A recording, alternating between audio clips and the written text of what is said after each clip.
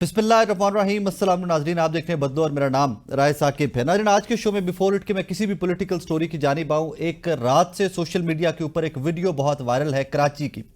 एक साहब हैं, कोई सलमान फारूकी साहब, वो एक नौजवान को अपनी ही गाड़ी के अंदर बिठाकर तशद्दुद का निशाना बनाते रहे। उस नौजवान जिसको तशद्दुद का निशाना बनाया जा रहा है, उसकी फैमिली हाथ जोड़ती रही, माफिया मांगती रही, और ये वाकया सिर्फ और सिर्फ रोड रेज का था। एक मोटर बाइक पे सवार फैमिली की टक्कर एक टूटी फूटी गाड़ी के साथ होती है, और वो टूटी फूटी गाड़ी वाले साहब का गुस्सा इतना था कि उन्होंने पूरी दुनिया के सामने जहां पर अपना तमाशा बनाया, जहां पर पाकिस्तान की बदतरीन पिक्चर दिखाई है, वहीं पर मुझे शिकवा उन तमाम लोगों से भी है जो कराची के उस जगह पर मौजूद थे, जो वीडियोस तो बनाते रहे, लेकिन वो बच्ची बार बार इल्तजा करती रही कि कोई बंदा रो छुड़वाओ हमें, और ये लोग वहां पर खड़े तमाशा देखते रहे, कराची के रिहायशी वीडियोस बनाते रहे, और किसी बंदे ने इंटरवीन नहीं किया, किसी बंदे ने सिचुएशन को डी एस्केलेट करने में कोई किरदार अदा नहीं किया। ये दो तीन रिसेंट वाकयात पाकिस्तान में इसी तरह के तशद्दुद के मेरे सामने हैं। एक ये जो वाकया कल रिपोर्ट आया कराची के डिफेंस के अंदर पेश आया, ये सलमान फारूकी नामी कोई शख्स है, और मुझे शिकवा आज अपने मीडिया से भी है, अपने न्यूज़पेपर्स और अपने सोशल मीडिया से भी है कि हर एरे गरे को उठाकर बासर शख्सियत, बासर बडेरा बनाकर इस तरह ग्लोरीफाई करते हैं। इस तरह के बेशरम लोग जब बिहाइंड द बार्स होते हैं तो इनको हीरो बनाकर पेश किया जाता है, और एक तबका पाकिस्तान में से उठता है कि जो इस चीज को भी डिफेंड करना स्टार्ट कर देगा कि देखें जी, वो बाइक वाले बड़ी स्पीड से आते हैं, वो एक्सीडेंट करते हैं, अगर एक्सीडेंट हुआ उसके लिए कवानीन मौजूद हैं। इससे आगे चलिए तो 19 मार्च एक रिसेंट वाकया लाहौर का रिपोर्ट हुआ है, और ये रजब भट्ट एक यूट्यूबर है, उसने भी एक शहरी को रोड रेज ही, एक शहरी को उसकी गाड़ी में घुसकर मारा और अच्छा खासा तशद्दुद का निशाना बनाया। जब वो नौजवान जिसको तशद्दुद का निशाना बनाया गया था वो एफआईआर करवाने पुलिस के पास पहुंचा, वीडियो वायरल हुई, तो उसके बाद जाकर पैर पकड़े, माफी तलाफी के बाद ये मामला भी खत्म हुआ। 14 मार्च ही को लाहौर के अंदर केनाल रोड के ऊपर एक और वाकया पेश आया था, जहां पर एक सिक्योरिटी गार्ड्स ने एक नौजवान को तशद्दुद का निशाना बनाया था, और वो भी वीडियोस बहुत वायरल हुई थी। यहां पर सवाल ये पैदा होता है कि ये कौन सा कल्चर हम प्रमोट कर रहे हैं कि जहां पर छोटे छोटे जमीनी खुदा बैठे हुए दूसरे शहरियों के ऊपर तशद्दुद करते हैं, वीडियोज आती हैं, हवालात के पीछे से खड़े इनकी फोटोज आती हैं, और वो एक ईवल सी मुस्कुराहट इन बेशर्मों के चेहरे के ऊपर होती है। अब यही सलमान फारूकी की रैंडम एक बिजनेसमैन है, कराची का भी फर्दर चलते हैं तो हमारे रिपोर्टर साथ है, वो भी आपको बताते हैं, एक रैंडम सा बिजनेसमैन है, और हमारा मीडिया इसको आज ग्लोरीफाई करके चलाता रहा है कि जनाब बाअसर शख्सियत। मतलब ये क्या प्रेसिडेंट ऑफ पाकिस्तान है, ये वजीर आजम पाकिस्तान है? Who is he? एक रैंडम आदमी है जिसने एक घटिया तरीन हरकत की है, जिसने नेगेटिव मोस्ट पिक्चर पोर्ट्रे की है इंटरनेशनली पाकिस्तान की, और आप इसको ग्लोरीफाई करते फिर रहे हो। और आप इस तरह ग्लोरीफाई जब करते हो, और एक दो दिनों के बाद जब जमानत के ऊपर या सुलह करने के बाद इस तरह के लोग बाहर आ जाते हैं, तो आप और लोगों का हौसला बढ़ाते हो कि आप इस तरह करो, पूरे पाकिस्तान का मीडिया आपको ग्लोरीफाई करके बासर शख्सियत बनाकर चलाएगा, और उसके बाद आप हीरो हो गया बाहर निकलोगे। बट दूसरा एंगल देखिए तो इस शख्स की फैमिली, ये शख्स खुद किसी भी इज्जतदार मुआशरे के अंदर लोगों में घुल मिल सकेगा, लोगों को मिल सकेगा? ये कैसे सर उठाएगा? जब ये लोगों से मिलेगा तो क्या बताएगा, क्या क्लैरिफिकेशन देता रहेगा कि मैंने एक बाइक राइडर को फैमिली के साथ, खवातीन के साथ टॉर्चर का निशाना बनाया, और उसके बाद फिर पूरी दुनिया के सामने जो मेरी जग हसाई और जो जलालत हुई वो आपके सामने है। लिहाजा अब ये पूरी दुनिया के सामने भी माफिया मांगता रहे सलमान फारूकी, तो आई थिंक जो इमेज अब बन गया है, जो असल औकात सामने आ गई है, that is going to be there. इसी स्टोरी से स्टार्ट करते हैं। मुझे पीपल्स पार्टी के रहनुमा जनाब नादिर गबोल साहब ने ज्वाइन किया है, और हमारे एबीएन के कराची से क्राइम रिपोर्टर हैं जनाब बिलाल अली साहब। बिलाल से जरा स्टोरी जान लेते हैं क्योंकि अभी ये गिरफ्तार हो गया हुआ है ये सलमान फारूकी। बिलाल कैसे हैं आप, खैरियत से? जी ठीक ठाक, अल्लाह का शुक्र है सब भाई। बिलाल, व्हाट एग्जैक्टली हैपेंड, और जो विक्टिम है, जो फैमिली है, क्या वो सामने आए हैं अभी तक? देखिए साकिब भाई, आपको सबसे पहले मैं आपको बताऊं, कल रात 8:30 का ये वाकया है। डिफेंस स्टेट से जो साहिबान इत्तेहाद में शीश आया है, फैमिली जा रही थी मोटरसाइकिल पे, और पीछे से जो है वो सलमान फारूकी की गाड़ी आ रही थी। उसके बाद जो है वो फैमिली से वो जो लड़का बताता है कि मुझसे जो थोड़ी सी गलती हुई है, उसकी गाड़ी पे टक्कर लगी, उसके बाद उसने मुझे उतारा है और मुझे अपनी गाड़ी में बिठाकर जो है मुझे मारना शुरू कर दिया है। हम्म। उसकी जो छोटी बहन है वो इंतजार करते रहिए, मतलब समाजित करती रहिए कि मेरे भाई को छोड़ दो, गलती हो गई है। लेकिन वहां पे खड़े लोग भी हम्म। चुप देखते रहे, तमाशा देखते रहे कि आया क्या हो रहा है, क्योंकि सलमान फारूकी जाहिर है असल शख्सियत है, उसको कोई ना रोक सकता है। वो मारते रहे। बिलाल बिलाल प्लीज मैंने प्लीज बिलाल समाजिक बिलाल करिए। रुको रुको रुको बिलाल रुको ये बिलाल देखिए रुको कि रुको वहां पर बिलाल रुको लेट्स नॉट ग्लोरीफाई। ये कोई बासर शख्सियत वाला लफ्ज खुदारा हमारे मीडिया को भी पहले मैंने ओपनिंग में भी कहा, ये बासर शख्सियत का लफ्ज ना इस्तेमाल किया करो यार। बासर शख्सियत होती तो हवालात में जलील मत हो रही होती इस टाइम के ऊपर। Let's not glorify people like him. इस तरह के लोगों को कोई बासर शख्सियत नहीं होती। अगर कानून आइन है इस मुल्क के अंदर कोई, तो अब जलील हो रहा है ना अंदर हवालात के पीछे। Please don't use that word. अगर दूसरे अल्फाजों में कहें कि फिरौन शख्सियत जो है, जिसे फिरौनियत दिखाई दी, एक शख्स को जो मारा है, उसको रोकने वाला कोई मौजूद नहीं था। तो पुलिस वहां मौजूद नहीं थी। रात 11:30 बजे पुलिस ने रास्ता किया है, तो पुलिस ने बताया कि आया ऐसा कोई वाकया पेश हुआ है। हाँ, सोशल मीडिया पे देखा है। सोशल मीडिया पे देखने के बाद जब आग की तरह ये फैलती है वीडियो, उसके बाद पुलिस भी हरकत में आई है। जो लंजार मंत्री दाखिला वो हरकत में आए, आईजीपी हरकत में आए, एडिशनल आईजी हरकत में आए। उसके बाद जो है सुबह जो है वो पुलिस ने छापामार कार्रवाई की है, उसके घर पे छापा मारा है, उसके जो कंपनी है वहां पर छापा मारा है। सब उसके जो है वो उसको उसके मुलजिम है, मुलाजिम है, उसको गिरफ्तार किया है। जो उसका गार्ड था उसको गिरफ्तार किया है। फिर पुलिस जो है वो थोड़ी देर बाद जो है अब सलमान फारूकी को भी जो है वो गिरफ्तार कर लिया है। लेकिन अभी सलमान फारूकी की जो तस्वीर आई है लॉकअप में, लगता नहीं है कि पुलिस ने उसको उसकी जामे तलाशी की। जैसे एक कोई आम आदमी रोटी चोरी करने वाला, उसको अगर पुलिस रोके तो उसको पहले मारती है, उसकी जामे तलाशी करती है, उसके बाद जो है वो सारी चीजें करती है। सलमान फारूकी आप देखें वो लॉकअप में खड़ा हुआ है, और वो बिल्कुल इस तरह खड़ा हुआ है जिससे कोई कुछ नहीं होने बिलाल वाला। We can not suggest that ना, हम वो सजेस्ट तो नहीं ना कर सकते कि पहले पुलिस मारे और फिर लॉकअप में लेके जाए। We can not say that. मुझे ये बताइए, फैमिली का कुछ पता चला कि जो विक्टिम हैं वो क्या करते हैं साहब, और वो मुद्दई बन रहे हैं कि नहीं बन रहे? अच्छा देखिए, वहां पर जो मौजूद एक शख्स था जिसका नाम सलीम है, उसकी मुद्दत में मुकदमा दर्ज हुआ है। ओके। फैमिली तो कहती है कि पुलिस कहती है कि फैमिली से रास्ता नहीं हो रहा। हाँ। पुलिस भी मुझे समझ नहीं आता पुलिस क्या करी कि फैमिली के साथ जो तशद्दुद हुआ है, फैमिली अब तक रास्ता नहीं कर रही है। पुलिस का कहना है कि अब तक फैमिली ने रास्ता नहीं किया। ओके। वहां पर जो मौजूद एक शख्स था सलीम, हाँ। उसकी मुद्दत में मुकदमा जो है वो दर्ज हुआ है।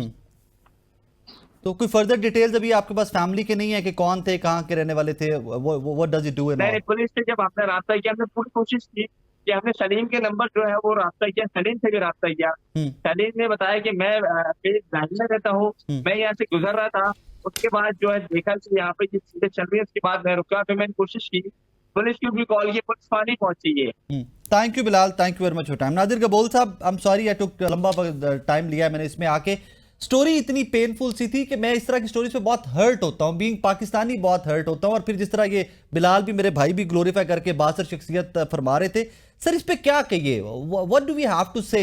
इसके ऊपर लेजिस्लेशन की जरूरत है, ये प्रोटोकॉल कल्चर, ये guard culture, security fair enough जिन जो लोगों की जरूरत है, हुकूमतें हैं सिक्योरिटी प्रोवाइड करती हैं, how do we discourage it? पहले तो मैं आपको अप्रिशिएट करना चाहता हूँ कि आपने ये जो वर्ड है बासर, इसको आपने कंडेम किया और इसकी ग्लोरिफिकेशन को ख़त्म करने की अपना किरदार आपने अदा किया। कोई भी एक शहरी पाकिस्तान के अंदर एक शहरी किसी दूसरे शहरी से बालातर नहीं होता है या कमतर नहीं होता है। तमाम पाकिस्तानी शहरी, उनको इक्वल राइट्स हैं। Every citizen has equal rights under the law, और लॉ का सामना भी सबको बराबरी से करना हो, चाहे वो कोई सियासतदान हो, बिजनेसमैन हो, इंडस्ट्रियलिस्ट हो, या कोई दूध बेचने वाला हो, सबका नज़रों में बराबर है। और इसी का जो डिस्प्ले है ये गवर्नमेंट ने किया जब ज़िया लंजार साहब जो सिंध के होम मिनिस्टर है, उनकी नोटिस में बात आई।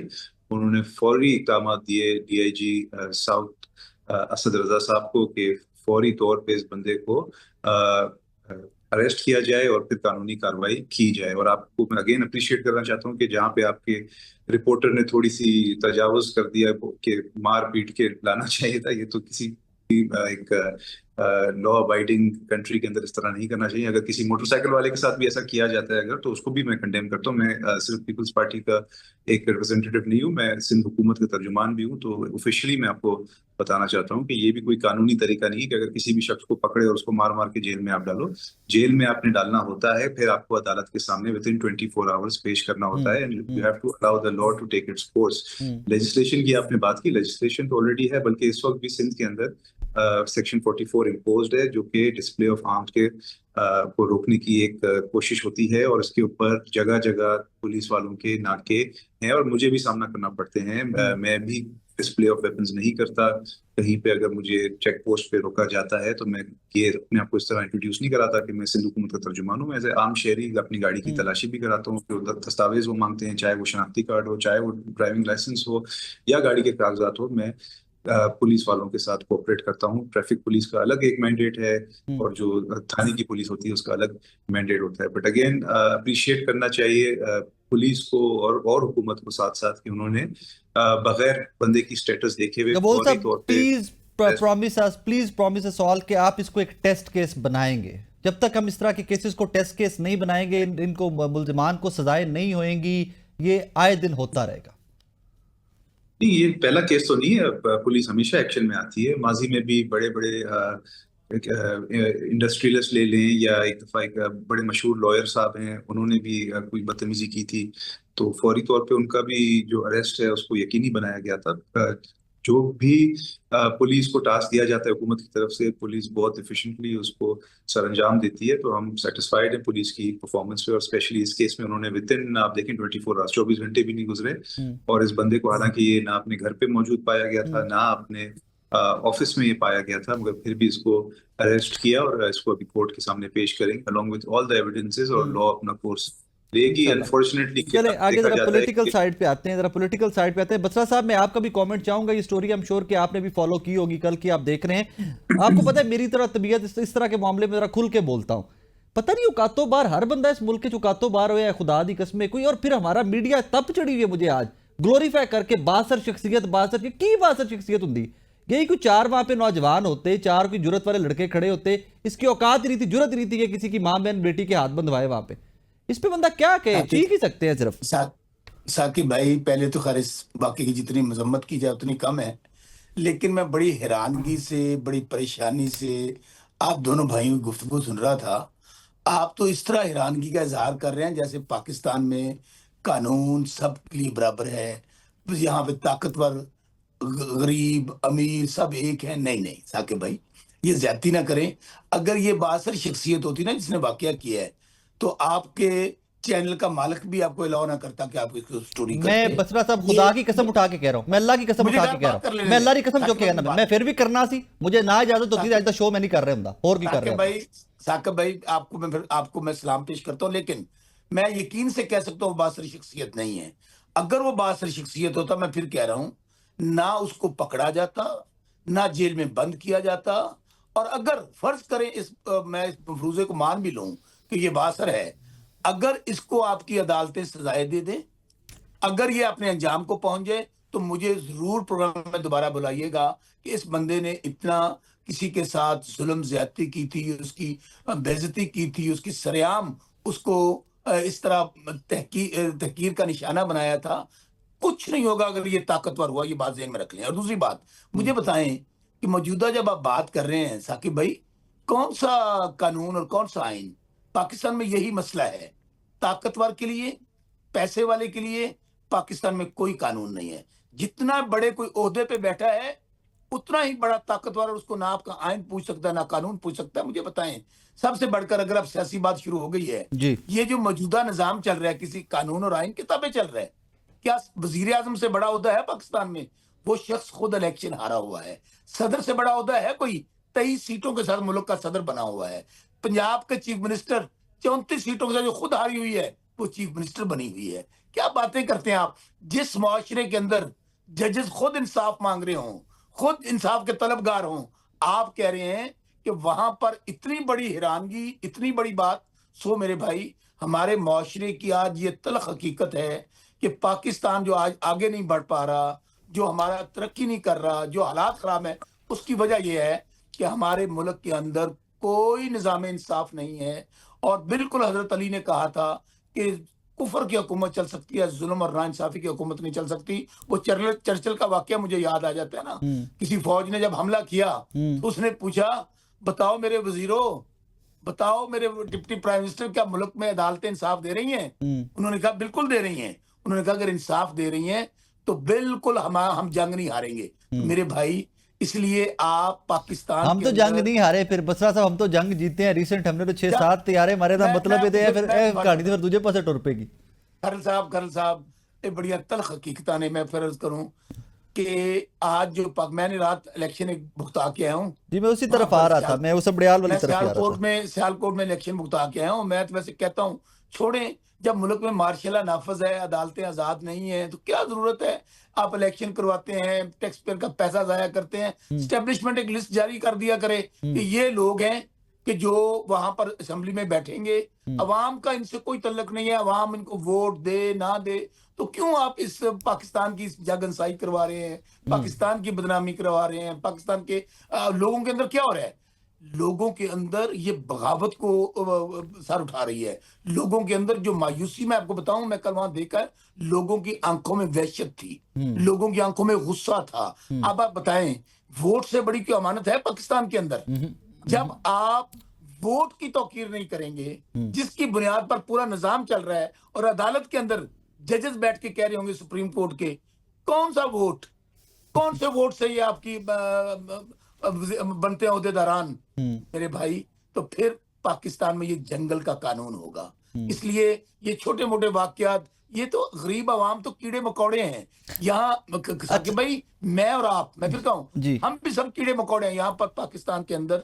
सिर्फ बसरा साहब मेरा थोड़ा जा फर्क एक जरूर है, मैं कीड़ा मकोड़ा जरूर, I know that for a fact, I know कि इस मुल्क के अंदर शायद हम सब कीड़े मकोड़े हैं, लेकिन मैं उन कीड़े मकोड़ों में से हूं कि जो मरेगा तो लड़ते लड़ते मरेगा। मैं डंग डुंग जरूर जिन्ना मारन जो है ना उन्ना को मैं मारदा रहांगा। सुन लो, 25 करोड़ आवाम इस निजाम ना लड़ रही है। अरे यहाँ पे एक ब्रेक का कहा जा रहा है, ब्रेक के बाद वापस आपकी खिदमत में हाजिर होते हैं, हमारे साथ रहिएगा।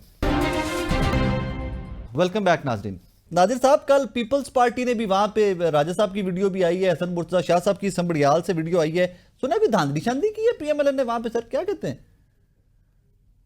देखिए, ऐसा कोई इलेक्शन मेरी जिंदगी में तो नहीं हुआ है पाकिस्तान में जिसमें धांधली नहीं हुई हो। फर्क सिर्फ ये है कि कुछ जगहों पे कम होती है, कुछ जगहों पे ज्यादा होती है, और जाहिर सी बात है जो पावर में जो होती है, जो गवर्नमेंट में जो होती है सूबे के अंदर पार्टी, तो उनके लिए ज्यादा आसानी होता है धांधली करना। तो इस चीज को रद्द तो नहीं किया जा सकता कि कहीं ना कहीं इन्फ्लुएंस यूज किया गया होगा, चाहे वो लोकल एडमिनिस्ट्रेशन के जरिए या पुलिस के जरिए। But again PTI I don't think ये बात समझ सक रही है कि अभी वो दिन चले गए कि अवाम को गुमराही के और नफरत अंगेजी के जरिए वो सियासत के अंदर कोई फायदा ले सकेंगे। अभी पाकिस्तान जो है वो बहुत आगे बढ़ चुका है, स्पेशली अभी पिछले चंद हफ्तों में जो इंडिया के साथ जो सिचुएशन थी उसके बाद पाकिस्तान जो है वो मैं वापस जरा पीपी 52 पे आऊंगा। मैं I am sorry but I have to cut you there. मुझे वापस जरा पीपी 52 पे आना है। मुझे हैरानगी तब हुई कि जब हसन मुर्तजा साहब, आपके साबिका वजीर आजम राजा साहब बैठकर कह रहे थे कि यार यहाँ पर नून लीग एक सीट के लिए बड़ा जुल्म कर रही है, धांधली कर रही है। लेकिन जाहिर सी बात है वहाँ का जो लोकल पॉलिटिक्स है वो तो हसन मुर्तजा साहब और वहाँ की जो हमारी लोकल पीपल्स पार्टी की जो टीम है वो बेहतर जानती होगी। बट अगेन जो प्रिंसिपल बात मैं आपसे कर रहा था वो यही कर रहा था कि जब गवर्नमेंट होती है किसी भी पार्टी की सूबे के अंदर, तो उनके लिए बड़ा आसान होता है। इसका मतलब है कि सिंध में अगर जिमनी इलेक्शन हो तो आपके लिए पीपल्स पार्टी के लिए बड़ा ईजी है वहां पे इलेक्शन निकालना। जी बिल्कुल आसान हो जाता है। अब करें ना करें वो जाहिर सी बात है, वो एक लेकिन वो टूल शूल यूज कर लेते हैं, एडमिनिस्ट्रेशन वहां की यूज कर ली, पुलिस यूज कर ली, क्योंकि गवर्नमेंट होती है तो आसान होता है। मतलब अगर करना चाहे तो आसान हो इसका जाता मतलब ये है कि कल को जिमनी इंतखाब अगर सिंध के अंदर हो, पीपल्स पार्टी जीत जाए, तो मैं ये आपका क्लिप निकाल के दोबारा चलाऊंगा कि गबोल साहब पहले कह के गए थे कि बहुत आसान हो जाता है जब हुकूमत हो तो फिर इलेक्शन निकालना। बिल्कुल, आप बिल्कुल चला लें कि किसी भी गवर्नमेंट के लिए लोकल एडमिनिस्ट्रेशन को इन्फ्लुएंस करना आसान हो जाता है। वो करें या ना करें वो अलग बात है। अब गबोल साहब अगला सवाल ये पैदा होता है, अब अगला सवाल ये पैदा होता है कि आपके नदीम अफजल चंद साहब, हसन मुर्तजा शाह साहब, राजा परवेज अशरफ साहब, तमाम लोग कह रहे हैं कि यार इन्होंने एक सीट के लिए धांधली की है और आप ही की वोटों से वो गवर्नमेंट बनी हुई है, आप ही की वोटों से वो गवर्नमेंट खड़ी हुई है। मतलब what kind of political attitude is that कि आप कहते हो, ब्लेटेंटली कहते हो कि तुमने धांधली की है, लेकिन चलो हमारे वोटों से तुम वजीर आजम भी हो। देखिए, ये पाकिस्तान इस वक्त एक ऐसे सेंसिटिव सिचुएशन में जहाँ पे ना चाहते हुए भी एक दूसरे को हम बर्दाश्त कर रहे हैं। अनफॉर्चुनेटली किसी एक गवर्नमेंट के पास, किसी एक पार्टी के पास सादा अक्सरियत नहीं है कि वो गवर्नमेंट बना सके। तो इसी वजह से ये कोalition मॉडल सामने आया है। जो आपने पिछले चंद महीनों में देखा, जो इंडस रिवर के ऊपर कैनाल्स का इशू है, वो सबसे बड़ा इसका एक एग्जाम्पल था हम्म। कि जहाँ पे भी कोई ऐसी चीज होती है जिसमें हमारा पे इख्तलाफ होता है तो फिर हम गवर्नमेंट के खिलाफ भी जाते हैं और जा सकते हैं आगे फ्यूचर में भी। अगेन ये एक सिर्फ सीट के लिए आई डोंट थिंक हम गवर्नमेंट के खिलाफ जाएंगे वफाक में, बट जो हमारी वहाँ की लोकल लीडरशिप है पीपल्स पार्टी पंजाब की, चाहे हसन मुर्तजा साहब हो या दीगर कायरा साहब हो, जितने भी हैं, वो जाहिर सी बात है बहुत मैच्योर सियासतदान है और वो कोई ऐसी बात हवा में तो नहीं करेंगे, कोई ना कोई सच्चाई होगी। और आई एम श्योर अगर पार्टी डिसाइड करे तो फिर वो इलेक्शन कमीशन में जाके सवाबित भी पेश करेगी और चैलेंज भी कर सकती है, राइट रखती है चैलेंज करने का, करे या ना करे। चले उस्मा कारदार साहबा मेरे साथ हैं, बसरा साहब जरा उनसे भी इस पे कमेंट ले ली। उस्मा साहबा कैसी हैं आप, खैरियत से? जी बिस्मिल्लाहिर्रहमानिर्रहीम, अल्लाह का शुक्र, ठीक ठाक। आई कांट हियर, उस्मा साहबा की आवाज नहीं आ रही मुझे तो आवाज आ रही है जी। अब मैं सुन पा रहा हूँ। उस्मा साहिबा, कल के इलेक्शन पे मुबारक दूं आपको या पीटीआई वाली रिजर्वेशंस आपकी खिदमत में गोशगुजार करूं, क्या करूं? कल पीपी 52 का इलेक्शन बड़ी लंबी चौड़ी लीड मारी है, 38,000 के करीब पीएमएलएन ने। बस देखें, आप मेरे ख्याल में मुबारक दें तो ज्यादा अच्छी बात है, क्योंकि इनकी तो जो वावेला और स्क्रिप्ट है वो बिल्कुल अब घिसी पिटी हो गई है। जिस हल्के में ये अगर जीतेंगे तो ये वहाँ फ्री एंड फेयर होता है, वरना धांधलीशुदा होता है। तो वो अब मेरे ख्याल में ये कुछ इनको चाहिए स्क्रिप्ट राइटर अपना चेंज कर लें। देखिए, बात सारी ये है कि 2024 में जब इलेक्शन हुआ था, इनको उतने ही वोट पड़े, इनके उतने ही वोटर निकले। बाकी जो इनको उस वक्त सिर्फ 8,000 की वड़ाइद साहब की लीड थी, इस वक्त वड़ाइद साहब की बेटी की 38,350 लीड है। उसकी वजूहात ये हैं कि इनका वोटर तो वहीं का वहीं था, हमारा जो है वो घरों से निकला है और बहुत पजीराई हुई है मरियम नवाज साहिबा की। अच्छा, यहाँ पे सॉरी उस्मा साहिबा, मुझे एक सेकंड रुकिएगा। फिर यहाँ पर एक चीज तो साबित हो गई कि 9 मई 8 फरवरी पिछले 2-3 साल में जो पीटीआई के साथ हुआ, आप एक वोटर भी उनका कम नहीं कर सके। देखिए, अगर इनके निकले हैं वोट तो फिर ये वावेला तो ना मचाए ना। नहीं, आपने खुद कहा ना कि इनके वोट उतने ही निकले हैं। आपने खुद फरमाया कि इनके वोटर उतने ही निकले हैं ना, आपने खुद फरमाया कि इनके वोटर उतने ही निकले हैं, हमारे बढ़ गए। तो पीटीआई का वोट बैंक कम तो नहीं ना हुआ, दैट मींस। नहीं, लेकिन बात सारी है कि जो इनका कल्ट है वो तो वहीं का वहीं है। वो कल्ट को आपने क्या करना है, वो तो ज़हनसाजी हुई है, अब बंदा क्या करे उसमें। आपकी भी तो किसी जमाने में ज़हनसाजी हुई थी, आप भी तो बदल गई ना। नहीं, मेरी ज़हनसाजी बिल्कुल हुई थी, लेकिन जब मेरा इत्मीनान टूटा है तो फिर मुझे समझ आ गई थी कि ये इनके कॉल और फेल में जमीन आसमान का फर्क है। ठीक है, तो इसलिए फिर ये मेरा हक बनता था कि अगर ये मैनिफेस्टो को फॉलो नहीं कर रहे और ये कोई इनका जो सर पैर सीधा नहीं है तो ठीक है, then I have my options. But आप जो बात कर रहे हैं इसका मतलब है कि धांधली तो नहीं हुई ना। वो बसरा साहब से पूछते हैं ना, वो तो बसरा साहब से पूछते हैं, वो फील्ड में थे ना। देखिए, मेरी बात सुने, अगर उतने ही वोट इनके थे, उतने ही हैं, तो फिर कोई धांधली नहीं है। हमारे इसलिए निकले हैं कि जो मरियम नवाज साहिबा जो है दिन रात जो खिदमत कर रही है पंजाब के लोगों की, जो उन्होंने कम से कम 50-60 इनिशिएटिव, आप कहें तो मैं लिस्ट कर दूं आपको, होनहार तालिब इल्म से लेके अपना घर अपनी छत से लेके रानी से लेके क्लिनिक ऑन व्हील से लेके किसान कार्ड से लेके, मैं आपको क्या क्या बताऊं, वो सारे ऑन ग्राउंड नजर आ रहे हैं। मुझे ज्यादा खुशी होती है अगर आप मुझे ये प्रोजेक्ट उस्मान बुज़दार साहब की भी गिनवाती हैं और फिर मरियम साहिबा के गिनवाती, तो फिर मैं कंपैरिजन कर सकता हूं। उस्मान बुज़दार साहब जो थे वो वसीम अकरम प्लस थे, वो तो आप बसरा साहब से पूछें कि उनके क्या करना। अच्छा, बसरा साहब कल फील्ड में थे, जरा उनका कॉमेंट इस पे ले ले। बसरा साहब, उस्मा कारदार साहब तो कहती हैं आपके वोट उतने के उतने ही है, 40,000 के करीब। ये जो 38,000 वोट इनका बढ़ गया ना 31,000, क्योंकि 9,000 8,000 की लीड पहले थी, अब 38,000 के करीब लीड है।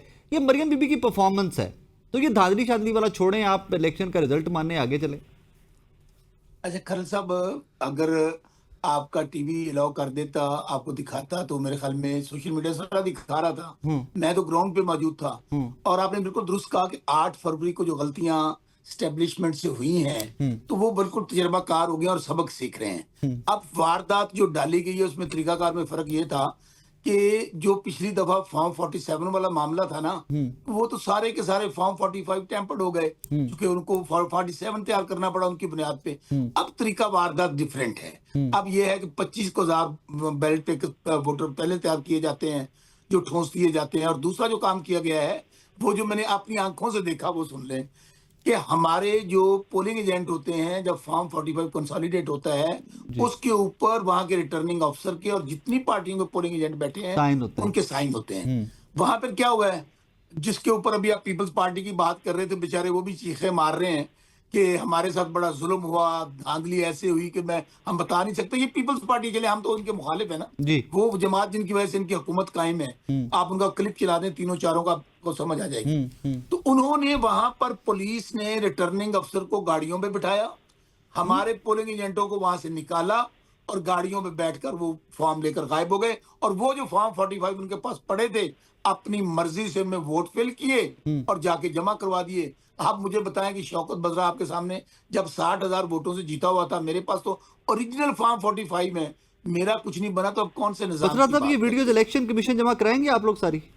अच्छा, मैं कह रहा हूं मेरे भाई, एक एक चीज मौजूद है हमारे ऊपर सोशल में, मेरे ट्विटर अकाउंट पे पड़ी है, नहीं क्यों नहीं नहीं करवाएंगे? ठीक है, मैंने अच्छा, देखी है, मैंने वो देखी है सारी, मैंने फुटेजेस देखी, लेकिन इलेक्शन कमीशन लेकिन लेके मुझे जा बात रहे हैं आप लोग? बताएं, आप कौन से इलेक्शन कमीशन की बात कर रहे हैं? ये राजा साहब वाला इलेक्शन कमीशन, इलेक्शन कौन सा कमीशन ऑफ वाला? पाकिस्तान। जो ये वही इलेक्शन कमीशन है जिन्होंने 17 सीटों के साथ वजीर आजम अर्दली बनवा दिया, जिन्होंने ये टिकटॉकर जिनकी अभी बात कर रही थी मैडम चीफ मिनिस्टर, 34 सीटों के साथ हारी हुई को उनको वजीर आला बना दिया। उस इलेक्शन कमीशन की बात कर रहे हैं जिन्होंने मियां नवाज शरीफ, जिनके नाम पे ये पार्टी वोट लेती है, 3 बजे उनके हल्के का रिटर्निंग अफसर चेंज करके उनको जितवा दिया। क्या बात करते हैं कर्नल साहब, यही तो जुल्म और ज्यादती है कि आप ये अंदाजा करें कि वहां पर ये इनके कैंडिडेट आर्मी चीफ के फोटोग्राफ लगा के कैंपेन कर रहे थे, उसका किसी ने नोटिस नहीं लिया, ना एस्टेब्लिशमेंट ने लिया, ना इलेक्शन बसरा कमीशन ने साहब, लिया। अल्लाह दी कसम, मैं आप बाजवा साहब दी फोटोआं पीटीए दी फ्लैक्सां ते लग जाएं वेख जाएं। सुन तो लो, मैं तो कहना, अगर कोई है तो बखानी जरूर है। अगली गल गुजारिश ये है, अगर ये बहुत पॉपुलर हो गए हैं तो मेरे भाई आज हमें कोई जलसा करने की इजाजत दे दें। हमारे घरों पे तो आज भी रेड हो रहे हैं, आज भी हमारे ऊपर एफआईआर दर्ज हो रही हैं। और बाकी रही बात इनकी परफॉर्मेंस की, लोग किसान इनको बद्दुआएं दे रहे हैं, सरकारी मुलाजमीन इनको बद्दुआएं दे रहे हैं, हमारे स्टूडेंट्स इनको बद्दुआएं दे रहे हैं। हाँ, वो कहते हैं जिन्हां दे घर दाने उन्हां दे कमले भी सियाने। ओ भाई, आप लोग तो हालत ये है कि आज स्टैब्लिशमेंट आपके सरों से हाथ उठा ले, आप 24 घंटे ये ना हुकूमत रह सकती है, ना आप अपने घरों से निकल सकते हैं। मैं चैलेंज के साथ कहता हूं, नादिर साहब, आज नादिर साहब यहाँ जी जी जी एक फिक्रा जी जी बाकी रही गबोल साहब मेरे भाई हैं। देखिए, पीपल्स पार्टी का आज जो जिस ये अंदरून सिंध की पार्टी जो रह गई है ना, उसकी वजह सिर्फ ये है कि ये पंजाब और केपी को बतौर चारा इस्तेमाल करते हैं। आप अंदाजा करें क्या कह रहे हैं, कह रहे कोई गल नहीं, एक सीट इन्होंने धांधली कर ली तो क्या है। ये वही है कि अंदरू अंदरू खाई जाओ, उतू रोला पाई जाओ। ये एक ही थाली के चट्टे बट्टे हैं। ये पीपल्स पार्टी जो सिंध वाली है, वो कुर्बानी मांगती है पंजाब की और केपी की, सिर्फ अपनी ये जाली हुकूमत। नहीं नहीं बसरा साहब, ऐसे ना करें। देखिएगा, हसन शाह साहब, राजा साहब और ये हमारे पीपल्स पार्टी जो है ना पंजाब, और ये बड़ा एहतजाज करने वाले हैं इस पे। देखिए, उनका इलेक्शन चोरी हुआ है, वो कहते हैं वोट हमारे चुराए गए हैं। तो ये पीपल्स पार्टी एक बड़ी जमात है, ऐसे ना करें। अभी आपने कबूल साहब की बात सुनी नहीं है? उन्होंने कहा कोई बात नहीं है। नहीं नहीं, he never said that. No, he never said that. उन्होंने कहा जी देखिए वो पंजाब वाले देख लेंगे। उन्होंने कहा है कि इतना बड़ा कॉज है, इतने बड़े मसाइल हैं, उनके लिए हुकूमतों में तो डिस्टर्बेंस नहीं आनी चाहिए। क्या हुआ अगर एक सीट चोरी हो गई है तो क्या वोट चोरी हो? उन्होंने तो बयान दे दिया है सिंध गवर्नमेंट का। नाज़रीन, यहाँ पे वक्त हुआ एक ब्रेक का। ब्रेक के बाद वापस आ रहे हैं, हमारे साथ रहिए। वेलकम बैक नाज़रीन। उज़मा साहिबा, देखें, पीपल्स पार्टी ने तो कल आपके ऊपर बड़े खुलकर एलिगेशंस लगाए हैं। वो बार बार वीडियोस हसन मुर्तज़ा शाह साहब की, इवन नदीम अफजल चंद साहब बार बार ट्वीट्स करते रहे हैं, लोगों को अपडेट करते रहे हैं। वोट भी आप उनके के साथ वजीर आज़म बने हुए हैं, एक सीट पे तो खुल के जरा वोट शोट पड़े रहे थे ना, देखते कि पीपल्स पार्टी भी क्या परफॉर्म करती है। देखिए, हम उनके साथ हैं और अच्छी बात है, उनको कुछ हजार वोट तो पड़ गए हैं। वो तो आप तो उनके साथ है, वो आपके साथ है कि नहीं, है ख्याल रख रहे आज? नहीं, देखिए, अब अगर उन्होंने अपने यूनियन काउंसिल से वोट निकाले हैं तो अच्छी बात है। इसका मतलब है कि वो इस दफा थोड़े लोगों को निकालने में कामयाब हो गए। क्या पता अगली दफा 7,000 उनको मिल जाए तो और भी अच्छी बात हो जाएगी। लेकिन मुझे थोड़ा सा ये देखे ना, बात सारी ये है कि जब उंगली आरटीएस पे थी 2018 में, तब तो साफ चली, शफाफ चली थी, तब तो मसला ही कोई नहीं था। तो ये जो स्क्रिप्ट है ना इनका कि जिस सीट पे हम जीते वो साफ चली, शफाफ चली, जिस पे कोई और जीते वो धांधलीशुदा है, तो फिर केपी को सारे को फिर आप देख लें वो सारा ही धांधलीशुदा है, कोई भी उसमें सही चीज नहीं हुई है। और जो 72 सीटें लेके 2018 में हुकूमत इन्होंने बना ली थी, वो तो देखिए ना, अब उस वक्त सर पे हाथ तो था, तो अब तो ये बेचारे जो हैं इस वक्त आजकल हाथ किस पे है? आजकल किसके सर पे हाथ है? ये तो गम, शदीद गम के आलम में है कि वो काश के हमारे सर पे हाथ आ जाए। अब वो हाथ कहते हैं कि हम नहीं, उस्मा साहबा वैसे आजकल हाथ किसके सर पे है?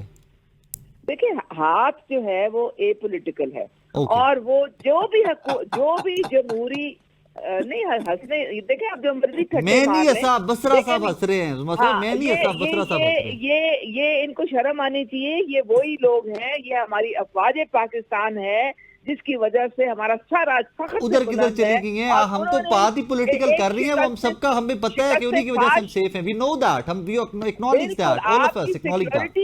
आपकी सिक्योरिटी, आपकी सलामती सब आपके इदारे के साथ मुंसलिक है, और इनको शर्म नहीं आती कि इस तरह से ये ठट्ठे लगाते हैं। इन्होंने पहले भी ठेका लिया हुआ था अपनी फौज को बदनाम करने का। नहीं, वो ना अल्लाह करे, वो बदनाम ना कोई कर सकता है और ना हम इजाजत देंगे किसी को भी। बसरा साहब आप क्यों हंसे हैं? इन्होंने अपनी सोशल मीडिया पे भी किया, इन्होंने बाहर भी अपने सारे अकाउंट पे किया, मैंने इंटरप्ट नहीं किया, इन्होंने हर जगह जाके। अच्छा, वो जरा बसरा साहब से इसका जवाब तो ले रहे हैं, वापस आ जाता हूं आपकी तरफ। तस्वीरें भी लगाई खास तौर पे हमारे जनरल आसिफ मुनीर की। उस्मा साहब मैं वापस आ रहा हूं आपकी तरफ, मैं सिर्फ एक कमेंट लेके, उस्मा साहब मैं एक कमेंट लेके वापस आ रहा हूं आपकी तरफ।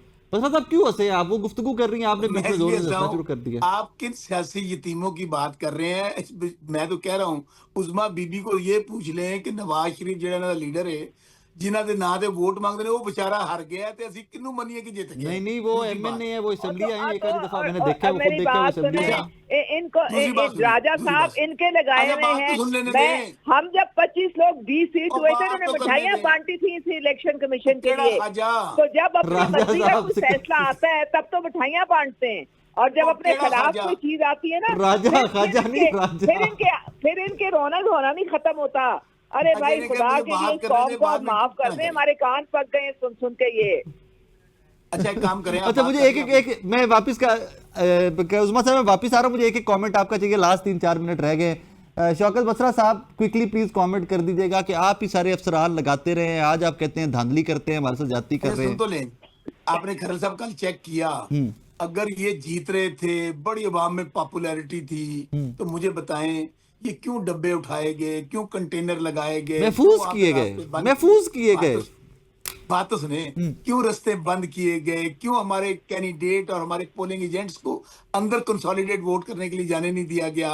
और सबसे बढ़कर वो जो अभी खाजा की बात कर रहे थे, जो खुद 17,000 वोटों से हारा हुआ है, और राजा वो चीफ इलेक्शन कमिश्नर की बात कर रही थी, राजा साहब की। अच्छा, राजा की बात कर रही थी।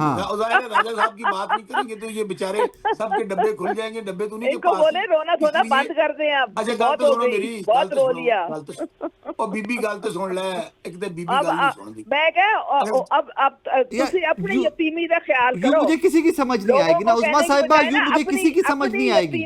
अपनी यतीमों वाली जो हालत हो गई है ना, तुम लोगों की, उस पे गौर करो। एक ते पढ़े लिखे नहीं, तू कोशिश भी नहीं करते भाई। आप मेरी अपनी टर्न पे बात कर। ओ शौकत बसरा, तुम भी अपनी डिग्रियां लेके आओ इस प्रोग्राम में, हम भी देखें तुम कितने पढ़े हुए हो। नहीं सुननी, इस बेचारी का मसला है, प्रॉब्लम है। मैं अपनी टर्न पे बात कर ले, अपनी डिग्रियां ले आओ। उस्मा साहिबा, मुझे दोनों आप वीडियो लिंक पे, मुझे समझ ही नहीं आएगी किसी की भी ना, प्लीज उनको बात मुकम्मल कर लेने दें। साकिब, ये लोग काबिल रहम और काबिल तरस हैं। बात सिर्फ ये है, मैं फिर कह रहा हूं, ये काउंसलर बनने के काबिल नहीं रहे हैं। वल्लाह बा खुदा, मैं आपको सियासत, आज आप फेयर एंड फ्री इलेक्शन करवा लें, नवाज शरीफ अपना हल्का फिर हार जाएगा, तो फिर किन की बात करें? दूसरी बात, आज भी हम कहते हैं कि पाकिस्तान के मसाइल का हल रूल ऑफ लॉ में है जी। आप पाकिस्तान का जो 1973 का आइन है, तमाम इदारे अपना अपना काम करें। आज देखें, फौज ने जब बॉर्डर्स पे लड़ी, हमारे साथ कितने डिफरेंसेस हैं, 3 साल से क्या नहीं हमारे साथ हो रहा। इसके बावजूद हमने जब पाकिस्तान का मसला आया तो डटकर हम अपने अफवाज पाकिस्तान शाहीनों और नौजवानों के साथ खड़े हो गए। और मोदी जो दहशतगर्द है उसको इनका लीडर जो इनका जाहिर इनकी तो यारियां हैं, इनको साड़ियां आती हैं, आम की पेटियां आती हैं, अभी तक उनके खिलाफ बयान नहीं दे सके, ना ये ना इनकी बेटी दे सकी। खान साहब ने जेल में से ललकारा कि ये मोदी मतलब दहशतगर्द है, ये एक सेकंड मुझे जरा नादिर गबोल साहब वापस आए। गबोल साहब यहाँ पर एक सिर्फ चीज पे आपका मैं कमेंट चाहूंगा, ये जो बसरा साहब क्लेम करते हैं ना कि ये PMLN within Punjab even councillor level के भी उम्मीदवार नहीं रह गए वे, इनकी पार्टी में इतनी सख्त भी नहीं रहेगी कि काउंसलर भी इलेक्ट हो सके। Do you second him, do you agree कि वाकई पीएमएलएन ने अपनी पॉलिटिक्स को वो बहुत डेंट कर लिया हुआ है? नहीं नहीं, बिल्कुल। देखिए, ये तो पीटीआई के लिए ये चीज कह सकते हैं, मगर पीपल्स पार्टी के लिए तो मैं सॉरी नून लीग के लिए तो मैं नहीं कह सकूंगा। नून लीग ने स्पेशली अभी पिछले 1-1.5 साल में अपनी काफी ज्यादा ग्राउंड वापस रिगेन किए अपनी परफॉर्मेंस की वजह से। और पीटीआई अनफॉर्चुनेटली कमजोर से कमजोर होते जा रही है, तो पीटीआई को अपनी सियासत पे ज्यादा तवज्जो देना चाहिए, ना कि इस तरह की बस अल्लाह की शान है ना गबोल साहब। मैंने ये वक्त भी देखना था कि पीपल्स पार्टी जो है वो नून लीग की परफॉर्मेंस को एक्सेप्ट करेगी और कहेगी कि नहीं वो बहुत अच्छा परफॉर्म कर रहे हैं। एनीवेज अच्छा लगता है इस तरह की स्टेटमेंट सुन के कि इतनी रवादारी का रवैया है। एक बात, जी जी आज आपको पंजाब पीपल्स पार्टी का बंदा लेना चाहिए था, सिंध पीपल्स पार्टी का बंदा नहीं लेना चाहिए था। वो बेचारे रो रहे हैं कि हमारे साथ फ्रॉड हुआ है, धांधला हुआ है, और गबोल साहब कह रहे हैं कि नहीं नहीं बड़ी अच्छी परफॉर्मेंस है। थैंक यू बसरा साहब, गबोल साहब थैंक यू वेरी मच। उस्मा कारदार साहब आपका बहुत शुक्रिया। नाजरीन, जाते जाते मैंने शो की ओपनिंग में कहा था ये सलमान फारूकी जैसे कैरेक्टर्स, ये पॉलिटिक्स हमारी चलती रहेगी, ये तो हमने डेली शोज इसके ऊपर ही करने हैं, करंट अफेयर ही हमारा काम है। बट ये जो सलमान फारूकी साहब जैसी स्टोरीज और जो कराची में हुआ है ना, आई थिंक इस तरह की स्टोरीज के ऊपर भी हैमरिंग की ज्यादा जरूरत है। इस कौम को बताना चाहिए कि दिस इज अबसर्ड। यहां पे आपने खुद से खड़े होना है, आपने खुद से इसको रोकना है। और कल Salman Farooqui was alone there और एक अच्छा खासा क्राउड के बीच में वो तशद्दुद का निशाना बनाया उसने। तो अगर बाकी लोग नौजवान वहां पर बगैर तशद्दुद के इसको रोक भी लेते तो कुछ आफत नहीं आ जानी थी। और ना ही कोई सलमान फारूकी इतनी ताकतवर शख्सियत था कि उसने कोई आसमान था और ड्रम करके आप लोगों के सर पे गिर जाना था। जाते जाते इस दुआ के साथ इजाजत दीजिए कि इस तरह के वाकयात बिल्कुल ना हो, और अगर हों तो ऐसे लोग कैफरे किरदार तक भी पहुंचे। अपना ख्याल रखिएगा, तो याद रखिएगा। अल्लाह हाफिज।